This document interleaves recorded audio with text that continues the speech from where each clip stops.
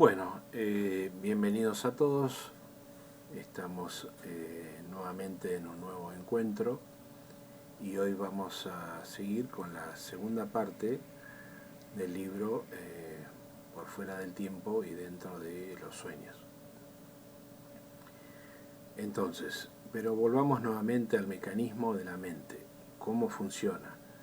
¿Cómo es reacia al cambio? ¿Cómo escapa de la evolución? Y cómo involuciona por caminos tortuosos. Cómo la mente ordinaria niega la supermente, la mente que ha sido trascendida y que se maneja sin pensamientos. Ver las cosas pero sin verbalizarlas. Este es el mecanismo de un maestro iluminado.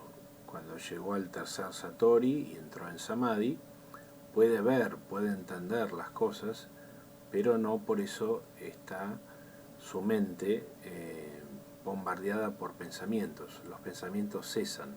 Por eso se llama también la no mente.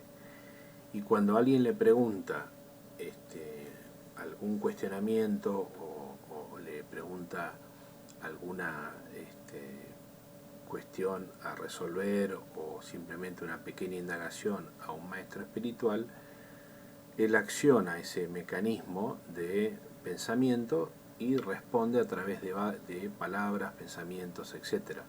Pero una vez que terminó de hablar o de responder, vuelve nuevamente a desconectar ese circuito de pensamientos y su mente queda sin pensamientos, pero con una pero muy alta conciencia. Ve las cosas, entiende las cosas, pero no las verbaliza. Este estado de no pensamiento es el estado a que todos nos vamos dirigiendo tarde o temprano y es el estado de la salud total. Bien, entonces ver las cosas pero sin verbalizarlas, sin usar la mente y los pensamientos, entender y percibir la realidad con una mente iluminada pero sin usar palabras. ¿Es esto posible o es una fantasía oriental? Bien, aquí vemos que George Ivanovich Gurdjieff, por ejemplo, con su técnica del stop, la persona, digamos, supongamos que un grupo está haciendo diferentes tareas y de repente una persona ajena al grupo dice stop. Entonces nadie puede mover el cuerpo físico, nadie puede mover ni siquiera los globos oculares, nadie puede pestañear. Y en ese mismo momento de, digamos, de esa sensación de estatua, cada individuo del grupo empieza a observar, al estar el cuerpo totalmente inmóvil, no tiene más que observar las reacciones de su cuerpo físico, de sus músculos, sus tensiones o relajaciones, y luego empezará a percibir los pensamientos que van y vienen, como olas del mar, y después viene una capa más difícil de percibir, que son los sentimientos, que correspondería al cuerpo astral desde el punto de vista esotérico. Entonces la persona que está ejercitando la técnica del stop llega un momento en que logra quietar la mente y el flujo de pensamientos digamos continuos y alocados y agitados, ese grupo de pensamientos empieza a reducirse y la mente empieza a aquietarse. Entonces es una técnica bastante buena para aquietar los pensamientos. Si yo tuviera un jardín, por ejemplo, y tuviera espacio, bueno, podría con algunos buscadores de la verdad utilizar esta técnica del stop. Entonces, como no es mi caso, cada uno tendrá que hacerlo en sus casas con una persona ajena que sea la catalizadora y que diga stop, y luego vuelve a decir stop nuevamente y cada uno vuelve a su tarea, ¿no? Esta técnica del stop por lo menos tiene que durar 30 minutos mínimo. Entonces la persona se va haciendo más y más y más consciente de sus reacciones corporales, de su respiración, si tiene ganas de, digamos, de tocarse un tobillo, un hombro, no lo puede hacer, tiene que permanecer en ese estado totalmente inmóvil y empieza a tener una percepción mucho más potente sobre los pensamientos, que solamente hay que observarlos, y luego los sentimientos, que son más profundos, sin criticarlos, sin prejuicios, sin nada, solamente observarlos y disfrutar de ese momento de stop. No es un momento para torturarse, sino que es un ejercicio para relajarse a pesar de la inmovilidad, y uno empieza a adquirir lo que sería el autocontrol. El autocontrol es el camino hacia, digamos, el desarrollo de las virtudes. La persona que no tiene disciplina no podrá nunca desarrollar ninguna virtud, al contrario, se dirige hacia la pereza y se dirige al automatismo, y esa pereza y automatismo se dirigen directamente hacia una mente no lúcida. Por lo tanto, no recomiendo este camino de la izquierda, por así decirlo. Es mejor el camino de la derecha, que es el camino de estar más y más alerta, cada vez más perceptivo. El otro es el camino de estar cada vez más y más somnoliento y más imbuido de sueños y contaminado por la materia. Cuando nosotros desarrollamos lo que es el tema de las virtudes, vamos utilizando la materia, vamos consumiendo de la materia lo que nos es necesario, no compramos lo que no es necesario y nos atenemos a lo que estrictamente precisamos en ese momento. El consumismo es una patología que está alimentada todo el tiempo por la publicidad, la televisión, la propaganda, revistas, diarios, etc. Y el consumismo lo único que logra es que la persona esté cada vez más vacía, porque los objetos no pueden nunca suplantar la satisfacción que trae el hecho de meditar, el hecho de orar.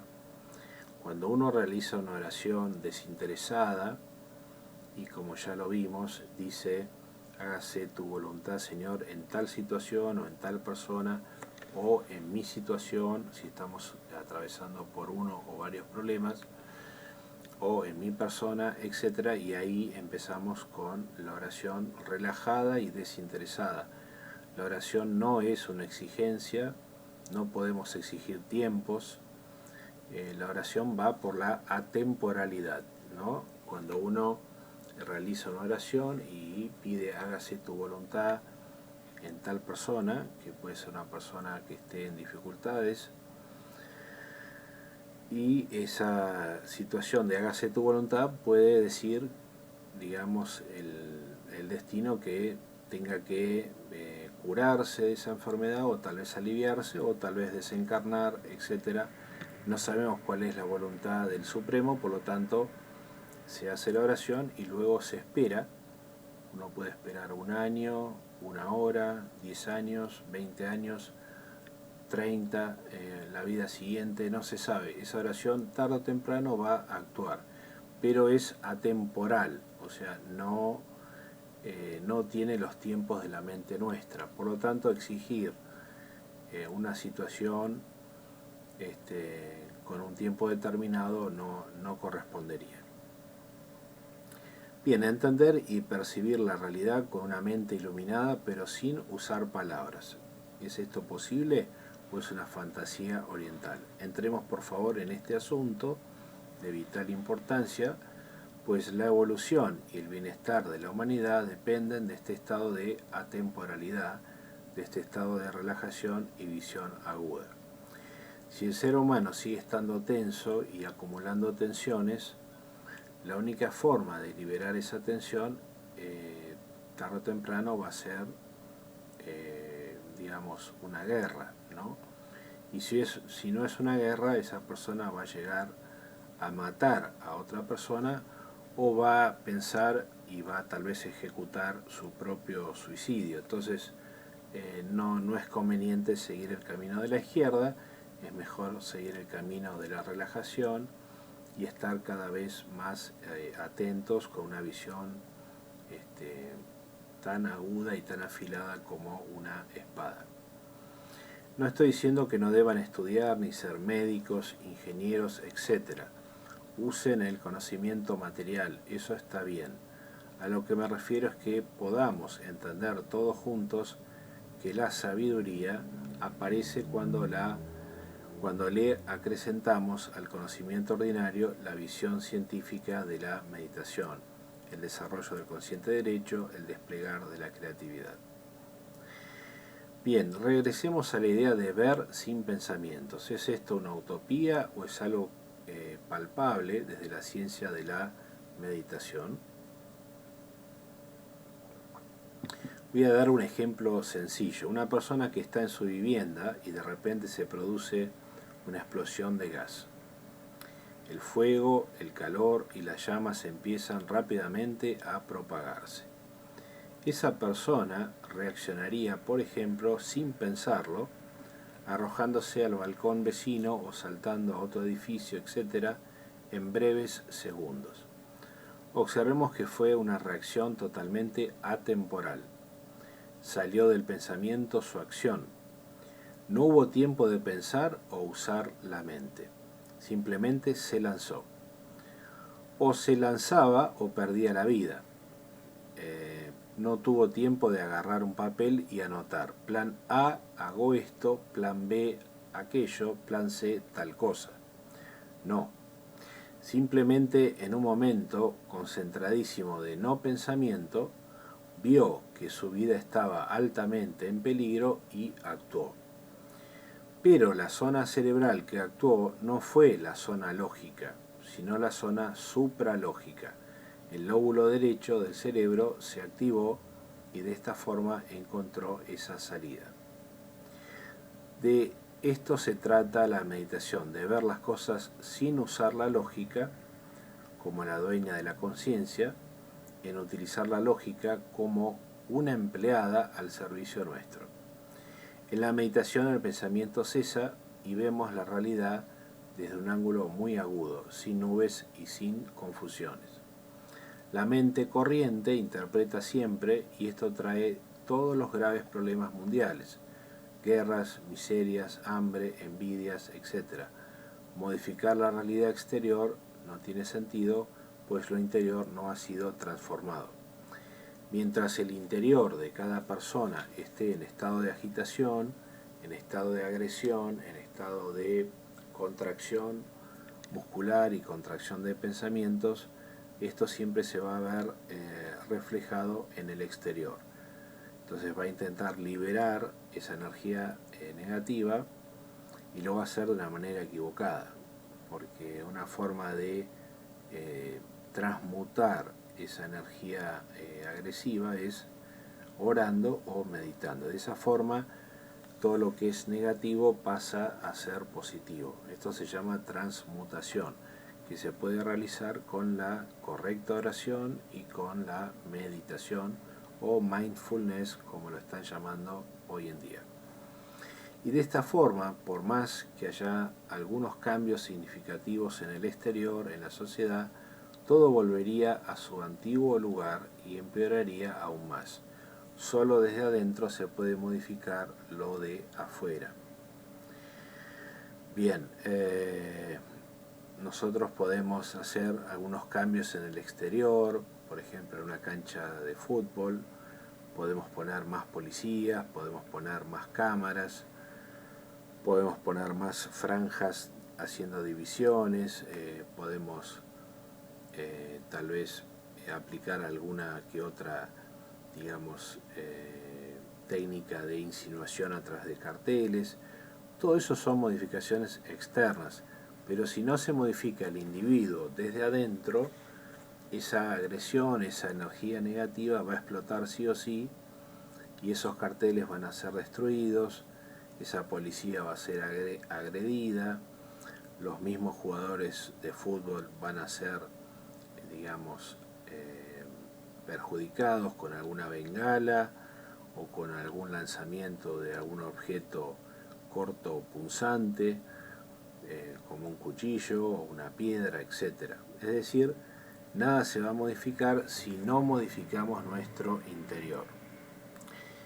Un mundo sin guerra solo existiría cuando cada ser humano se hace responsable de su agresión interna y empieza a hacer un trabajo sobre sí mismo. Ese trabajo corresponde a la correcta meditación y a la correcta oración. Una mente que está despierta fuera del tiempo es luz en sí misma y proyecta luz a los otros, provoca soluciones. Si nos ponemos a ver la idea del tiempo, veremos que pasado, presente y futuro forman parte de un mismo movimiento, una línea atemporal, es decir, el tiempo no existe y los relojes lo único que hacen es brindarnos un servicio utilitario social. No podemos llegar tarde al trabajo o tenemos que buscar los hijos al colegio o ir al dentista, etc. Todo esto requerirá de estrictos controles de tiempo, pero es un tiempo dentro de una línea sin tiempo. El sol ahora está, pero dentro de millones de años se apagará, dejará de existir. Y antes de que fuera el sol, era un astro en desarrollo, sin luz. Es decir, vemos la relatividad de todo lo creado en el espacio y en el tiempo. El tiempo es relativo, existe y no existe. Esto ya es un hecho científico desde Albert Einstein hasta la ciencia actual. Es la mente que vive solo por medio del tiempo la que no puede trascender la ansiedad, el conflicto. Vive encerrada en una cárcel de pensamientos limitados y se contenta con solo una manzana, por así decirlo.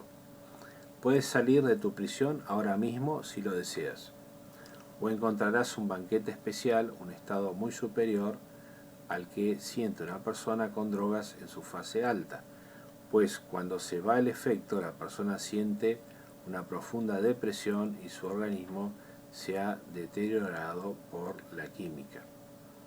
Es decir, la meditación no tiene efectos colaterales, produce satisfacción, y la droga produce satisfacción en la primera fase, pero luego cae y produce depresión y además un montón de consecuencias negativas. La persona que dice que la marihuana es útil, esto es incorrecto porque la marihuana es la antesala de las próximas drogas como el crack, la cocaína o las pastillas sintéticas, y luego la química forma parte del control de su mente, de su cuerpo, y la salida es muy difícil, excepto que empieza a desarrollar lo que sería el impulso de la voluntad, ¿no? Que esto corresponde a lo que sería el primer rayo, pero bueno, ya entraríamos en algo en que la psicología aún no ha entendido y no ha estudiado por ahora. Es la mente la que nos hace dependientes de las autoridades sociales. El sacerdote nos impone una conducta fisiológica insana. El político nos impone una ciencia falsa. Nuestros propios padres intentan controlarnos y no nos permiten ser libres. Los profesores nos incitan a memorizar y no a reflexionar, y así por delante. Una mente atemporal ve toda esta locura e insanidad y salta, trasciende la masa. El pensamiento de masa es enfermizo. Solo los individuos libres pueden volver a la inocencia, a la espontaneidad, creatividad, relajación. Entonces, solo los individuos, pocas personas, lamentablemente, pueden volver a ese estado de paraíso donde éramos infantes, donde éramos niños, y volver a recuperar esa espontaneidad, creatividad, inocencia, etc. El adulto se va automatizando y va generando una máscara y se va transformando en un ser cada vez más y más falso. Esto tal vez lo hace de manera mecánica, de manera inconsciente o semi-inconsciente, pero esto es lo que sucede, ¿no? Se pasa de la inocencia a la a la astucia que va en contra del proyecto de luz, va en contra del plan universal positivo. Si vives todo el tiempo tenso, te volverás loco. Y esto es lo que está sucediendo en todas las latitudes. La locura, el suicidio, las demás patologías, todo esto forma parte de una falta de conocimiento y de no saber controlar las emociones, los pensamientos, de no tener ningún tipo de información en relación al mindfulness, en relación a la oración y a la meditación. Bien, esto tendría que ser estimulado de manera correcta, con personas idóneas y en forma gradual y con mucha precaución desde la escuela, desde el colegio, cosa que no sucede. Por ejemplo, te enamoras y con tu pareja compartes tu amor con el resto. Pero si estás atento, la mayoría de las personas que están a tu alrededor sentirán una gran envidia por tu amor, por tu felicidad. Pero en el exterior se mostrarán amables y te harán creer que te desean lo mejor. Diles que te has distanciado con tu pareja y observarás, si estás realmente mucho más atento, que los oyentes se sentirán felices. Verás una sonrisa de satisfacción en ellos. Dile que tu amor murió o que tuvo un accidente automovilístico y el 95% de tus oyentes se pondrán en éxtasis. Así trabaja la mente automática dentro de la mediocridad y las envidias.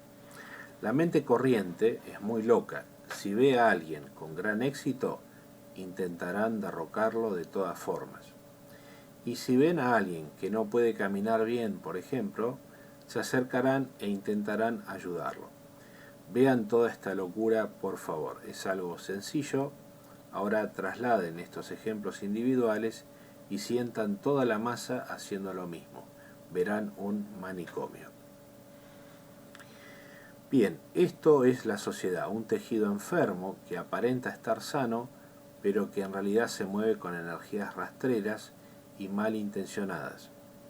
Son raros los individuos que han permanecido por fuera de esta psicosis, pero los hay. A este puñado de gente que ve y quiere un mundo mejor, van dirigidos todos mis deseos de evolución. El conocimiento superior, el que nos hace trascender la mente corriente, es el puente hacia la libertad. Es la paloma blanca que no quiere más estar herida a ras del suelo, sino que quiere tomar vuelo con toda la fuerza de sus alas. En mi adolescencia solía ir a una plaza principal cerca de una catedral y me deleitaba compartir con mi novia unos pedacitos de pan con las palomas. Era un momento realmente atemporal, donde las ansiedades caían por tierra y las preocupaciones se ahogaban por algunos instantes maravillosos. Si todos nos propusiéramos a ver las cosas desde una manera más armónica, el mundo hubiese sido totalmente distinto. Pero si no podemos modificar mucho al planeta, podemos sí cambiar nuestro mundo interior y entorno. Yo no puedo cambiar la economía mundial, nadie puede hacerlo. Yo no puedo cambiar el tema del clima, lo tienen que hacer las organizaciones y los que están a cargo de cada país. Hay cosas que uno mismo no puede hacer, pero nuestro mundo, por lo menos nuestro mundo interno, nuestro mundo de entorno, tratar de que sea un mundo más armónico, un mundo de pensamientos positivos y estar dentro del compartir, no del competir. Bien, las personas que conocemos, que hablamos, pueden ser beneficiadas por la varita mágica de nuestra atemporalidad. ¿No forma acaso la envidia parte de una mente débil que quiere tener lo que el otro posee y al no conseguirlo intenta destruirlo? ¿No es quizá ver todo esto algo muy chocante pero necesario para evolucionar? ¿No es acaso el patrón establecido por la sociedad algo totalmente patológico? ¿No son las fronteras, guerras y conflictos estados patológicos? El no ver estas cosas y no querer aceptar que existen, ¿acaso no es esto también patológico? ¿O es simplemente ceguera conveniente para muchos? ¿Es consciente el ser humano del tremendo regalo que ha perdido? Me refiero a la inocencia que surge de un niño.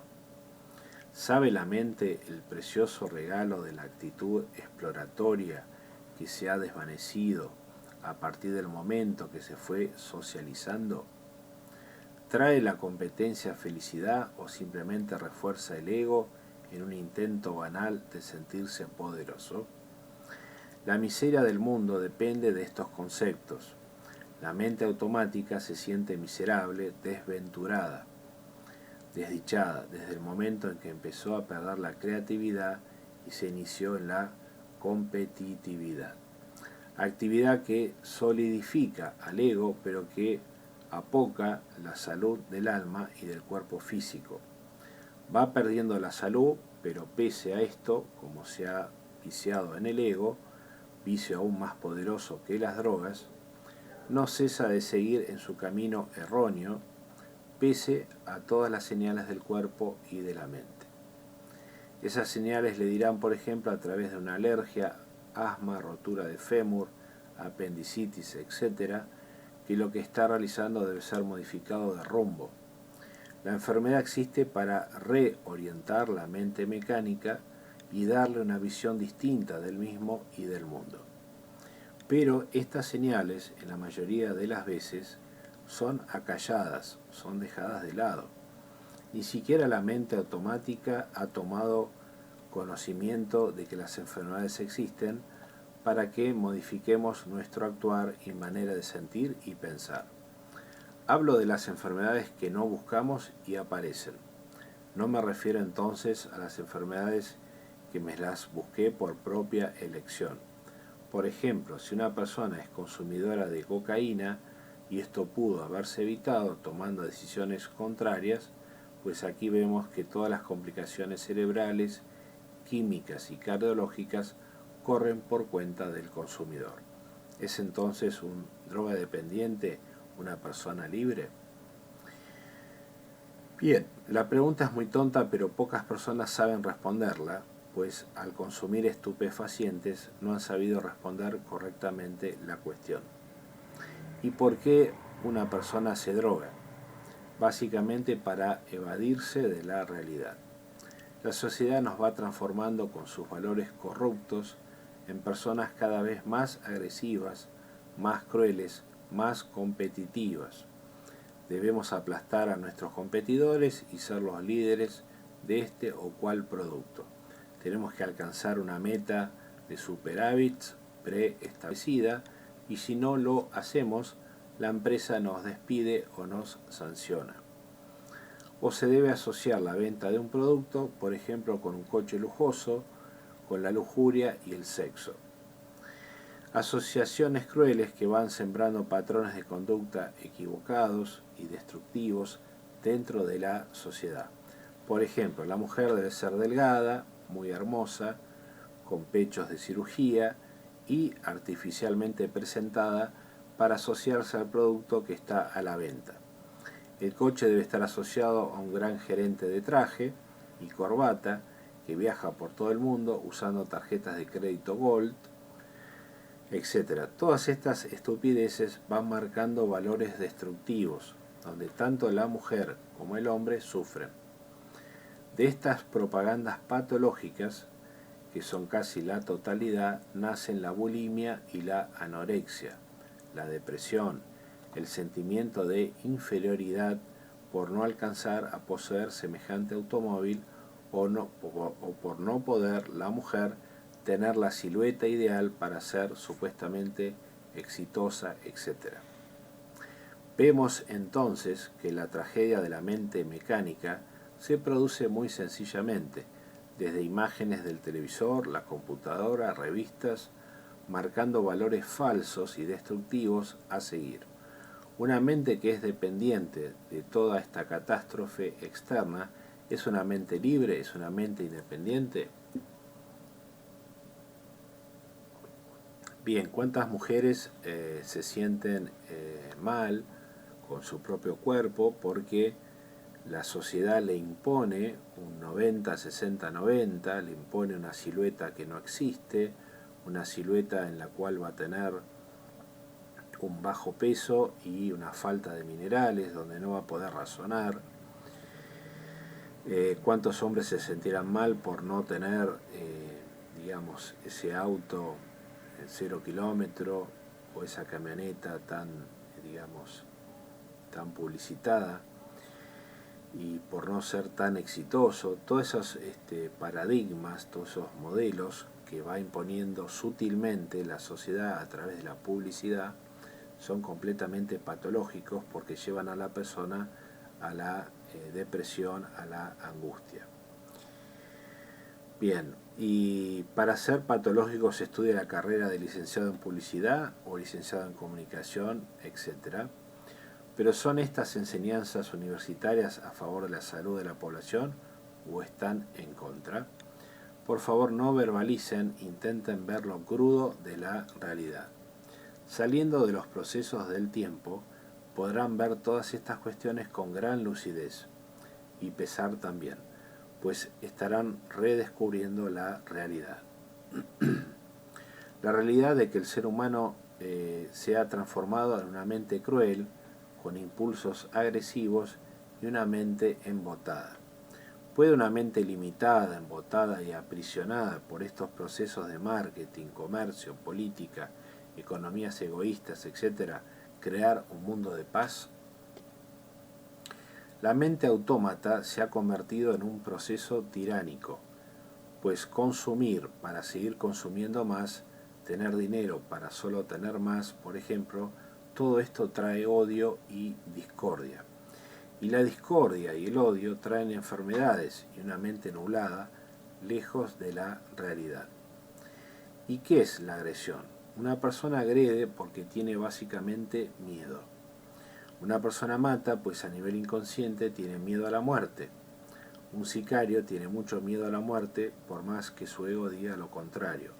Al matar tiene la sensación inconsciente de que ha trascendido la muerte, pues en vida él decide quién vive y quién muere. Son solo trucos de una mente dormida. Estemos muy atentos a estos procesos somnolientos destructivos. ¿Está la mente autómata, la mente dormida, basada en mecanismos espirituales o en procesos materiales? ¿Y por qué cuesta tanto revertir la conducta material en un proceder espiritual? ¿Es el compartir y ayudar un proceso maligno? Repito, ¿es el compartir y ayudar un proceso maligno? Y si no lo es, ¿por qué casi nadie lo pone en práctica? ¿No será que la misma sociedad nos tiene prisioneros de sus reglas egoístas y nosotros hemos aceptado mansamente que nos quiten nuestro poder de decisión y libertad? ¿Es por el contrario el aplastar, el odiar, el competir un proceso benigno, saludable? Y si no lo es, ¿por qué casi la totalidad de la mente dormida lo utiliza indefinidamente de siglo en siglo? ¿Es acaso la maldad un bien hereditario? ¿Están nuestros genes contaminados por patrones de personalidad agresiva de antepasados? Vean por favor todas estas cuestiones de vital importancia para la activación de una mente nueva, joven, original, inocente, creativa y respetuosa. A menos que haya una revolución interior, la mente mecánica será más y más asesina, destruirá todos los valores espirituales, todos los procesos de evolución. ¿Ha evolucionado la raza humana espiritualmente hablando o solo ha progresado tecnológicamente? ¿Hay una ciencia con amor o es solo una ciencia con odio, una ciencia odiosa?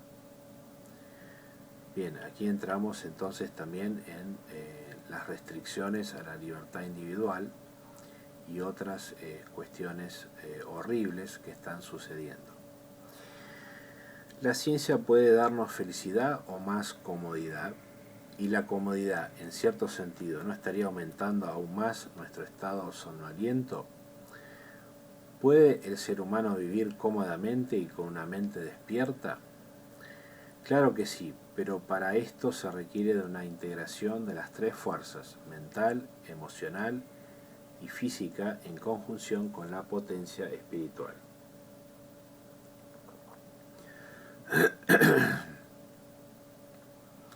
Es la mente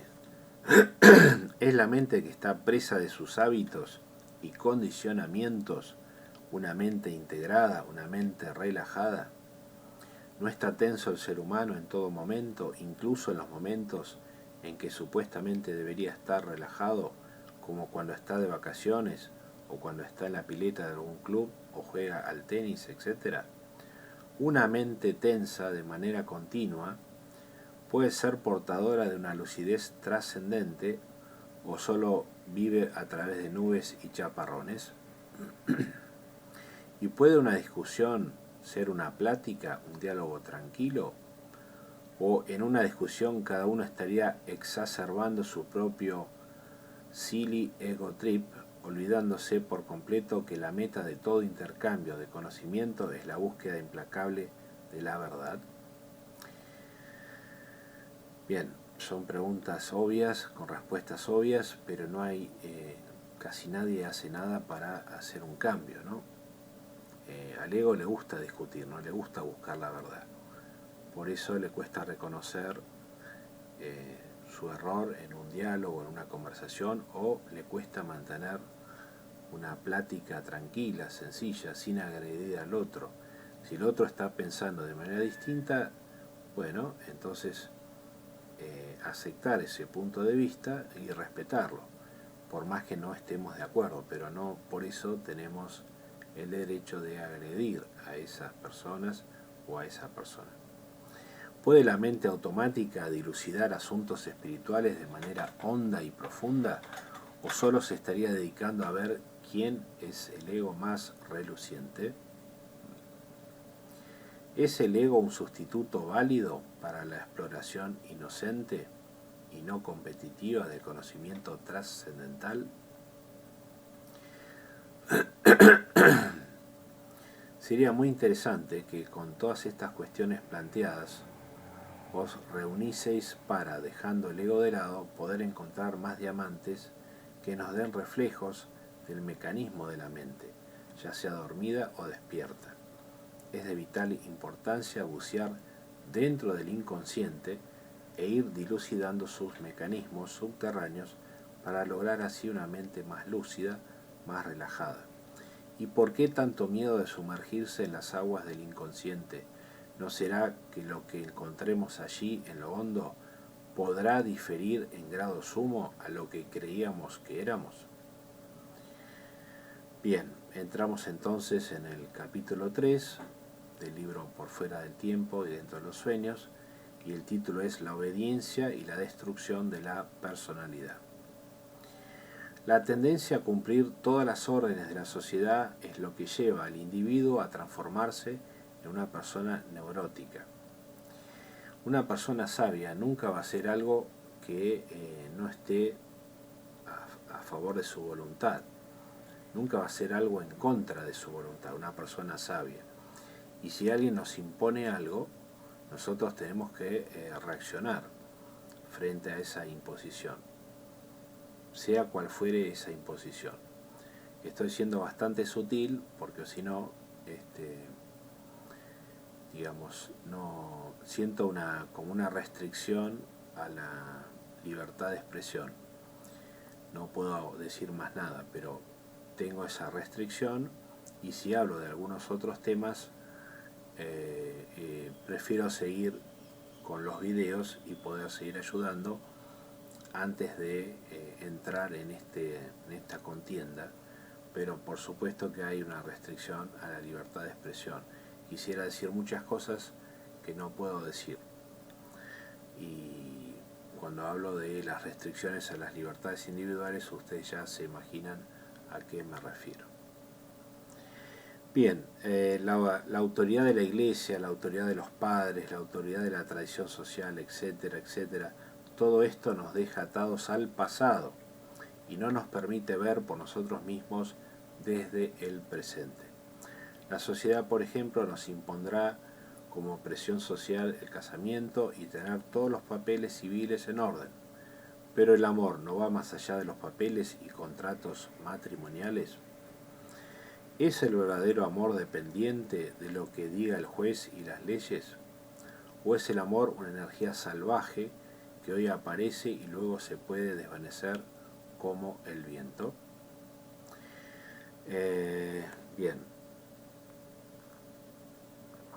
Para la persona que nunca se enamoró, que nunca flotó, que nunca tuvo el punto alto de dopamina natural por subconsecuencia de estar enamorado, yo le diría que no se meta en la oración, en la meditación. Primero tiene que enamorarse y cuando se enamore ahí va a entender mucho mejor los procesos de meditación y oración. Entonces es el amor, ese estado tan particular de estar flotando dentro de una dopamina orgánica, una dopamina correcta, que el propio estado de apasionamiento produce, es lo que nos va a dar luz y vislumbres de la realidad, ¿no? Partir del estado de enamoramiento. La persona que vive toda su vida y nunca se enamoró, desde mi punto de vista, ha perdido su tiempo, ha perdido su vida, la ha desperdiciado, ¿no? Una cosa es juntarse con una persona o establecer un matrimonio con papeles, etcétera, pero si no hay un estado de digamos de correcto amor, de correcto apasionamiento que provoca una transformación química, que provoca un estado de éxtasis muy profundo.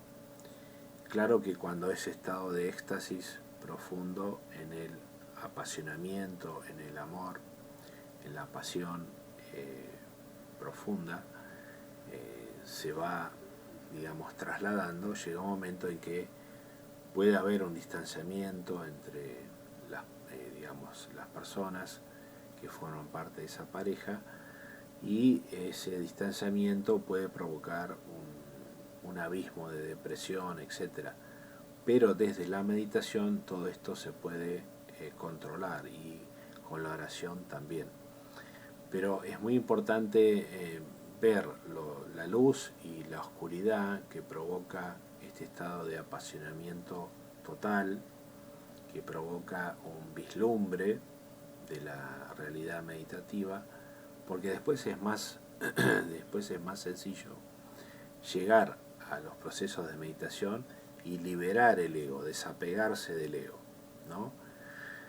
Pero bueno, sigamos entonces. Por otro lado, la tradición social religiosa nos dice, por ejemplo, que si vamos a misa durante 2 años seguidos, tendremos ganado el cielo. Bueno, ¿puede el ser humano vivir inteligentemente con estos absurdos? ¿Puede la mente mecánica dar el salto hacia la mente atemporal con estas imposiciones infantiles y destructivas? ¿Es constructivo ver la realidad con tremenda percepción desde estos condicionamientos sociales tan profundamente somnolientos y venenosos? ¿Puede, por ejemplo, una pareja de enamorados decidir vivir en el exterior sin que toda la familia se ponga en su contra? ¿Acaso la aventura y la exploración de otras costumbres y sociedades no enriquecería a tal pareja? ¿O simplemente la familia quiere por apego y egoísmo que todos estén juntos? ¿Puede el apego ser una herramienta válida para provocar un estado de mente atemporal y tener de esta manera atisbos de lo trascendental del mundo elevado y espiritual? ¿Uno puede mantener la salud física y emocional manteniendo un apego infantil hacia la familia y los objetos materiales? ¿Acaso desapego significa no considerar a la familia, o simplemente el desapego es ver a toda la humanidad como una gran familia? Los invito a ver todas estas cuestiones vitales, pero no desde la mente que parlotea, ni tampoco desde el conocimiento que tengan, pues todo bagaje anterior forma parte del pasado, y el pasado significa condicionamiento, y desde el condicionamiento solo tendremos una visión muy incompleta de estas realidades. Podemos percibir estos asuntos, pero sin recurrir a nuestras informaciones pasadas, sino simplemente desde lo que percibamos desde el momento presente. ¿Está el estado atemporal de la mente en contra de pagar impuestos o de no respetar semáforos o leyes de tránsito o leyes de convivencia? Ciertamente que no. La mente atemporal solo se refiere a no estar involucrado desde lo psicológico a los mandatos del tejido social, pues es un tejido enfermizo, como iremos analizando gradualmente. ¿Puede la mente autómata trascender el concepto de consanguinidad, nuestra ascendencia y descendencia familiar, y abocarse a una cooperación más allá de la sangre?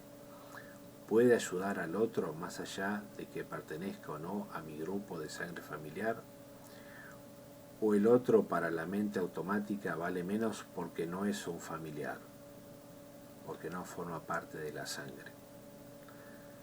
Entonces la consanguinidad está por arriba de la espiritualidad, o la conciencia va por arriba de la genética. Vean cómo la mente atemporal abarca a todos los seres de buena voluntad, como decía el Maestro Jesús, más allá de los parentescos. Cuando la mente se expande en terreno espiritual, ve a todos los de buen corazón como una gran familia, una familia de luz, no sangre ni vínculos familiares. ¿Quién es mi padre, mi madre y mis hermanos, sino aquellos que buscan a Dios?, pronunciaba el Maestro Jesús. ¿Puede el mandato familiar, sin desearlo tal vez, apartarnos de las grandes verdades? ¿Pueden los padres cortarle las alas a los hijos para que no crezcan ni materialmente ni espiritualmente? Vean por favor estas cuestiones tan habituales y que la gente no logra trascender. ¿No es acaso la potencialidad de la mente atemporal destruida por estos mandatos familiares que por corta visión y apegos destruyen el camino de los que quisieran elevarse a los mundos superiores? ¿No es esta ceguera antitrascendental derramada de generación y generación formando cadenas de esclavitud donde la alegría y la visión superior no pueden volar? ¿Es poco práctico pensar en términos de expansión de ayuda? ¿Es la humanidad realmente un tejido desconocido o no provendríamos todos de una misma fuente de luz? ¿Se puede observar a toda la gama de mentes dormidas sin condenarlos e interpretarlos, tan solo observándolos? ¿Y esta percepción imparcial tal vez no atraería una visión mucho más aguda y clara? ¿Se puede ver a un asesino como parte de un proceso y no como alguien a quien condenar rápidamente? No estoy diciendo que el asesinato esté bien, estoy refiriéndome a que si podemos observarlo sin condenarlo, sin interpretarlo, tan solo ver la desgracia que ocasionó a otros y a sí mismo, pero sin verbalizar, sin reprobar. Y al no verbalizar, ¿acaso no tendríamos una mente más clara para poder aportar un camino más sano de resocialización? ¿No será que la misma mente dormida que condena lo que hace en realidad es exacerbar aún más la patología del problema social? ¿Puede una mente dormida, ya sea médico, psicólogo, perito judicial, etc., ver todas las implicancias químicas, sociales, familiares, espirituales del reo, asesino y de las víctimas? ¿No será una mente somnolienta solo una gran confusión para aportar algo sustancial en la mayoría de las veces? ¿Se puede ver desde la mente dormida a un asesino como un hermano de luz que equivocó el camino ¿O es solo un pedazo de carne que debe pudrirse en la prisión, como socialmente se dice? ¿Posee la mente autómata recuerdos del mundo sutil? ¿Es algo demasiado lejano hablar de antiguas civilizaciones donde se impartían métodos científicos de resocialización? ¿Se puede escuchar todas estas ideas comparándolas con lo que la mente dormida ya conoce? ¿No es acaso esta comparación una forma más de permanecer en el sueño? Cuando no interpretamos lo que vemos, cuando no le ponemos un rótulo, cuando no decimos esto está bien o está mal, es cuando la percepción se concentra y se eleva y uno comienza a disponer de una potente visión para dilucidar las grandes tragedias del mundo. Por ejemplo, hubiese sido una gran tragedia que el bebé Hitler se hubiese ahogado en un río por descuido de sus padres, o hubiese sido un tremendo alivio el hecho de que si hubiese muerto a los 4 años, pues de esta manera más de 50 millones de personas hubiesen permanecido con vida. Vean entonces desde una mente atemporal lo negativo y nefasto que es interpretar desde una mente dormida los acontecimientos del mundo y del individuo. ¿Se puede escuchar realmente cuando ya uno tiene ciertas opiniones fijas? Esta es una pregunta bastante interesante. ¿Se puede, repito, se puede escuchar realmente cuando ya uno tiene ciertas opiniones fijas? ¿No sería este bagaje de conocimiento del pasado un impedimento para ver el ahora y condicionarlo? ¿No se destruye entonces la personalidad obedeciendo a estas ideas impuestas por el pasado, por la sociedad? Pues no puede ser una mente nueva la que ve por medio de ideas viejas. ¿No formaban el Maestro Jesús y sus discípulos una hermandad blanca más allá de los lazos de sangre? Pero incluso dentro de esta hermandad aparece un Judas, un traidor. Veamos entonces cómo se filtra la mente dormida con su egoísmo en el flujo de la luz. Pero incluso con este elemento negativo, una hermandad blanca con San Pedro, San Andrés, etc., se pudo constituir. Esta perfecta hermandad blanca establecida en la tierra por Cristo es un mensaje para todo ser humano que quiera formar parte de un grupo genuino de cooperación. Cooperar desde la intuición en los problemas del mundo, cooperar uniéndonos sin mezquindades a favor de la luz para aliviar la gran tragedia del ser humano, tal vez la mayor de todas, estar dormido y no reconocer que lo está. Bien, esto de la hermandad blanca, de los maestros ascendidos, siempre estuvieron en contacto con nosotros, ya sea de manera sutil o de manera no tan sutil. Y gracias a la intervención de los maestros ascendidos, el planeta todavía sigue con vida, porque si no ya se hubiera destruido. Sin ir más lejos, por ejemplo, el primer presidente de los Estados Unidos, George Washington, en el año 1777, tiene un contacto con un ser de la Hermandad Blanca, y este ser de la Hermandad Blanca le facilita información y le facilita también una visión más amplia de cómo superar los problemas de los Estados Unidos y los problemas del mundo. Así que mientras George Washington estaba en el tema de la guerra, de la independencia de los Estados Unidos, a la vez él recibía información de lo sutil, información espiritual. Así que vemos que en todas las edades y en todos los puntos cardinales, siempre la ciencia espiritual estuvo acompañando al ser humano, pero casi siempre la mente humana quiere hacer su camino de egoísmo y no quiere escuchar al mundo de luz. Por eso estamos como estamos.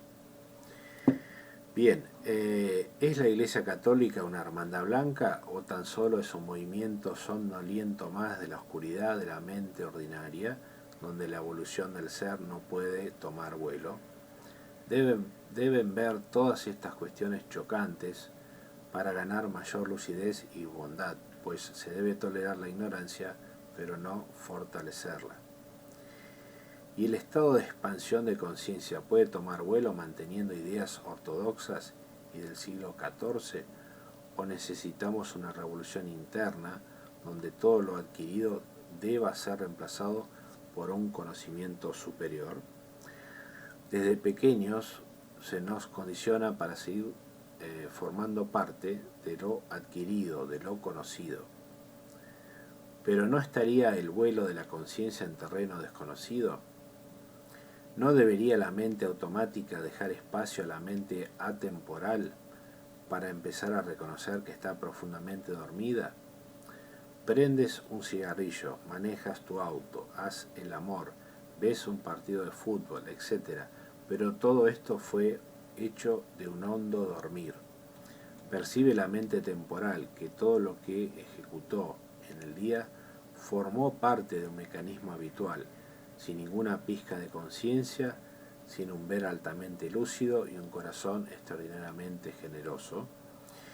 Llegamos a un punto sumamente crítico en la humanidad, la mente del proceso que necesita espacios de tiempo para razonar, que se mueve por medio de conocimientos adquiridos pasados, donde sus reflexiones están altamente influenciadas por sus antepasados y por todo un bagaje cultural obsoleto, donde las ideas son antiquísimas y donde todo cambio produciría un peligro para la paz, entre comillas, de la mente dormida. ¿Puede una mente así, tan apegada al no movimiento vertical, tomar vuelo o simplemente se deja vegetar en la horizontalidad de las ideas, donde todo fue y sigue siendo lo mismo? Es decir, continuamos estando dentro de los procesos de tiempo convencional y dentro del terreno conocido. ¿Están los milagros del Maestro Jesús formando parte de un menú de conocimientos conocidos? ¿Son los milagros una forma poética de comentar cosas o realmente tienen un fundamento científico que correspondería al manejo de energías supramundanas? ¿Podría el Maestro Jesús haber hecho toda esa revolución interna y externa con la gente que lo escuchaba de corazón, utilizando simplemente los conocimientos ortodoxos? No lo crucificaron necesariamente por trascender la mente y el tiempo y revolucionar todo el conocimiento asentado por el polvo de los hilos y por dejar de lado todo el conocimiento del pasado. El Maestro Jesús provocó todas las líneas de pensamiento anquilosado, pues presentaba ideas enteramente nuevas, como por ejemplo la de sí trabajar un sábado, cuando por medio de Moisés quien trabajaba un sábado era condenado a muerte, por ejemplo. No desafió el Maestro Jesús la ley del talión e introdujo la ley del amor, ojo por ojo y diente por diente, lo transformó por Señor, perdónalos, pues no saben lo que hacen. ¿No quedó la mente de los sumos sacerdotes de antaño profundamente envidiosa y perturbada por estas enseñanzas de alto vuelo lumínico? ¿Acaso no lo crucificaron por envidia? ¿Y los sumos sacerdotes de antes no serían tal vez los sacerdotes de la hora? ¿Acaso la religión católica no lo volvería a condenar si Jesús apareciera nuevamente en nuestra época y en vez de crucificarlo, que no quedaría muy fino hacer eso, no lo envenenaría a Estados Unidos en una lejana prisión norteamericana, por ejemplo? ¿O quizá no lo llevaría directamente a la silla eléctrica? Por lo tanto, seguir manteniendo patrones de conductas sociales e ir alejándose más y más de la divinidad, pues ésta mora en lo desconocido y florece en lo desconocido, a pesar de que también su porción externa se manifiesta en lo visible, como en las plantas, animales, árboles, montañas, lagos, mares, astros, etcétera, etcétera. Entonces, esto es seguir manteniendo patrones de conductas sociales donde lo desconocido no puede aflorar, donde la luz no puede tener espacio, porque ese espacio lo ocupa el condicionamiento y las costumbres de siempre. Bien, pero también hay que tener en consideración que un globo, por ejemplo, pueda mantener una presión muy alta sin por eso explotar. En otras palabras, los intrépidos y los lúcidos y de buen corazón, que han percibido finalmente que trascendiendo el pensamiento de masa, llegarán a la morada celestial, al reino de los cielos, a la relajación y la comprensión supremas, no deberían ser probados bajo el rigor de la disciplina extrema para poder soportar la verdad y sostenerla. Bien, obviamente que toda persona que ha entendido que tiene que ir por el camino de la derecha, que es el camino de la luz, de la oración, de la meditación, del mindfulness, va a tener que tener una disciplina, y esto se soporta con gran esfuerzo. Nada se logra en el estado meditativo sin esfuerzo, ¿sí? Es un proceso, y la disciplina de mantenerse siempre, nunca sacar el pie de la luz, nunca. Un pie bien asentado en la tierra y otro pie bien asentado en el cielo. Esto me decía siempre mi maestro Quique cuando charlábamos, y que lamentablemente ya falleció hace más de 20 años. Bien, hay personas insensatas o torpes que dicen: yo tengo los dos pies sobre la tierra. Incluso llegué a escuchar una tontería como decir: yo soy la nada, como haciéndose el humilde. Bien, primero, yo soy la nada no, se traduce por yo no hago nada, que es algo distinto. Y tener los dos pies sobre la tierra es estar con los dos pies en arena movediza, porque si no tenemos un pie en el cielo, nunca vamos a tener una armonía entre el conocimiento terrenal y el conocimiento espiritual.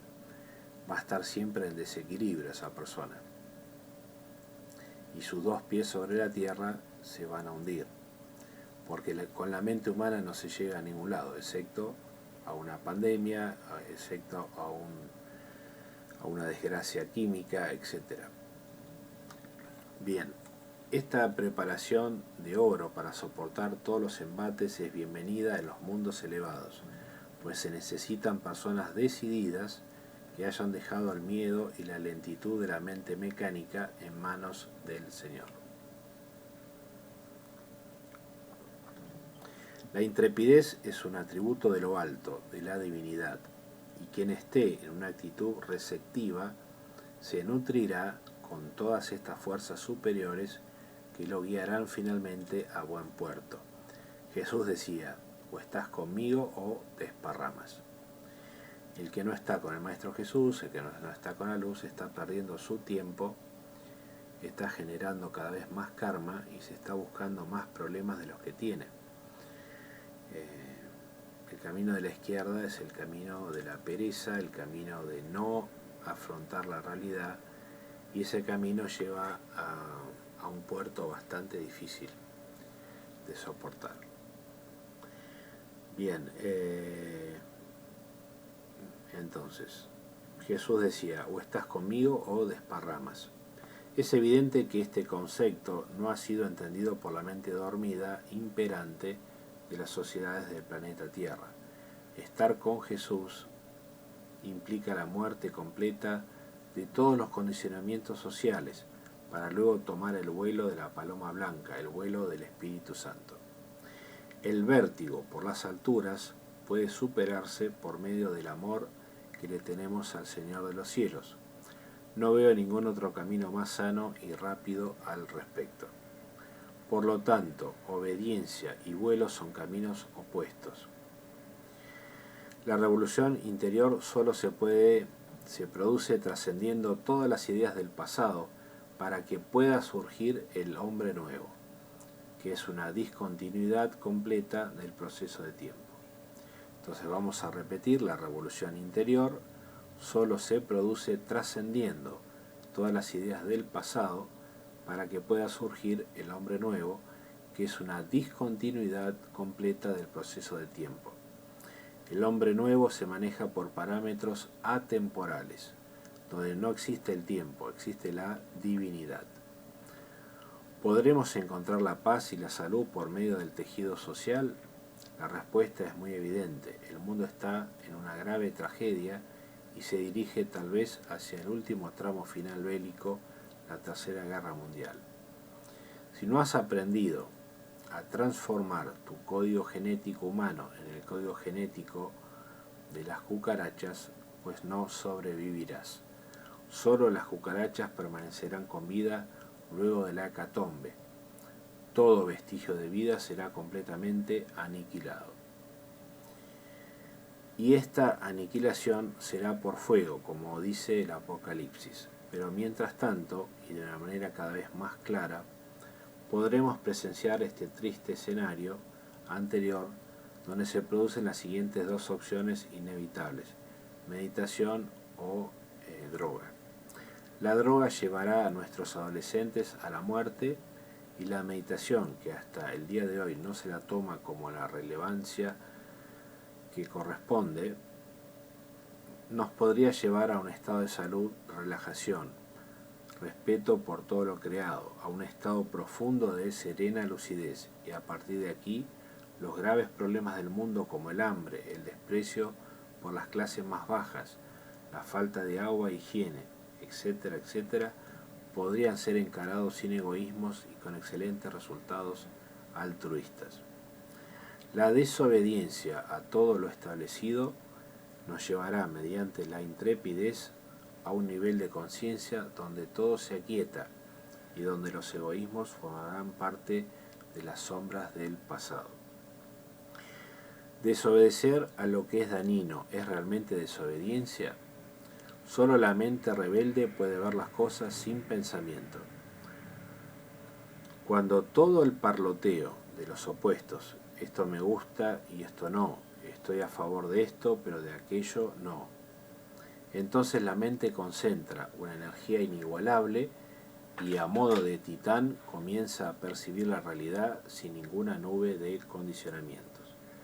Cuando la mente está en el momento presente, ninguna doctrina ni ningún pensamiento social pueden obnubilar nuestra percepción. Solo una mente que desecha el pasado está sin cargas, sin pesos, sin mandamientos hipócritas. Es realmente una liberación total sacarse de encima el pasado.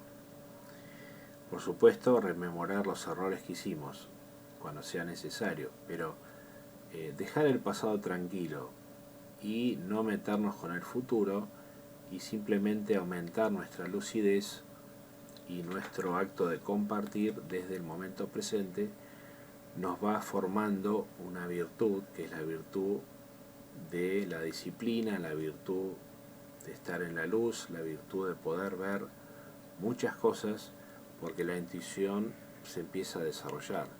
La intuición va de la mano de la lógica, no está contra de la lógica. Pero sin la intuición no podremos entender los procesos, sutiles de la luz. Una mente atemporal es el destino de todo ser humano, y formar parte de la mente condicionada, la mente del proceso del tiempo, es estar en involución y en permanente infracción a las leyes cósmicas de la evolución.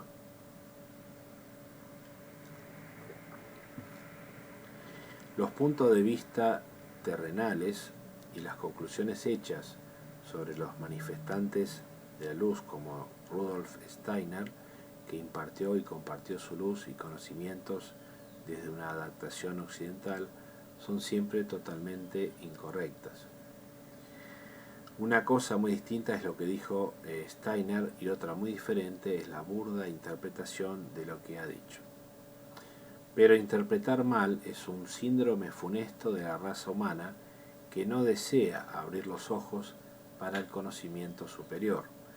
Por miedo, cobardía o traición, el estudiante deja de participar en los procesos atemporales propuestos ya por miles de exponentes de la luz. Una cosa es lo que dijo Annie Besant y otra muy distinta es lo que se entendió. Una cosa es lo que dijo el Maestro Jesús y otra muy diferente es lo que interpretó la Iglesia Católica, institución que no tiene el aval de la Hermandad Blanca en absoluto.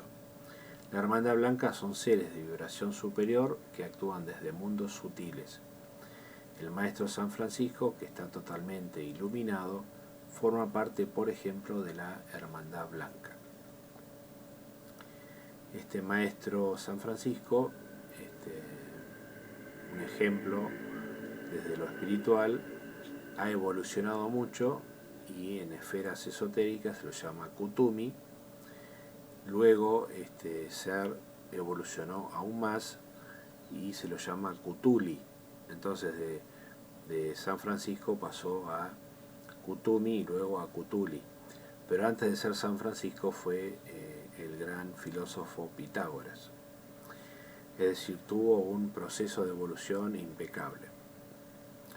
Todo este retraso evolutivo es casi insostenible, pues toda está en perfecta evolución, excepto los seres que habitan el planeta Tierra. Sí, todo evoluciona correctamente, excepto, digamos, la raza humana.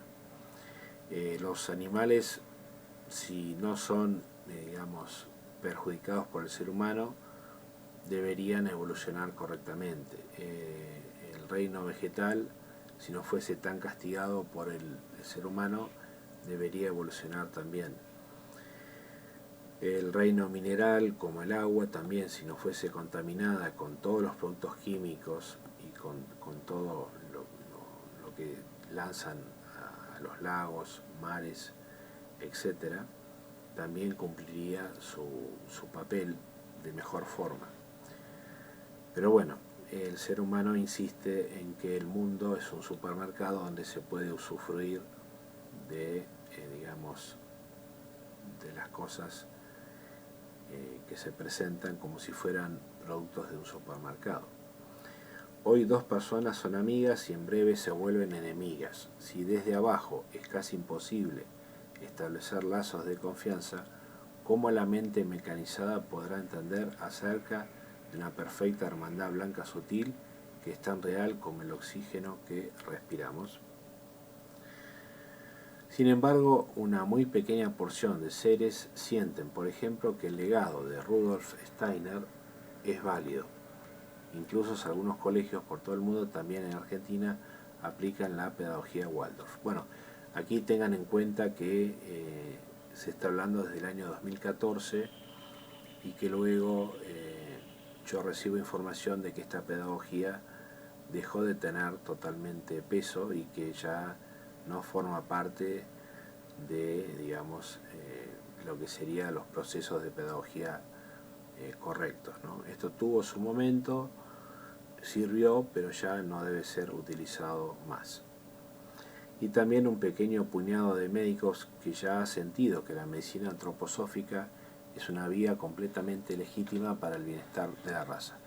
Bueno, aquí también la medicina antroposófica se actualizó y ahora se utilizan otros métodos.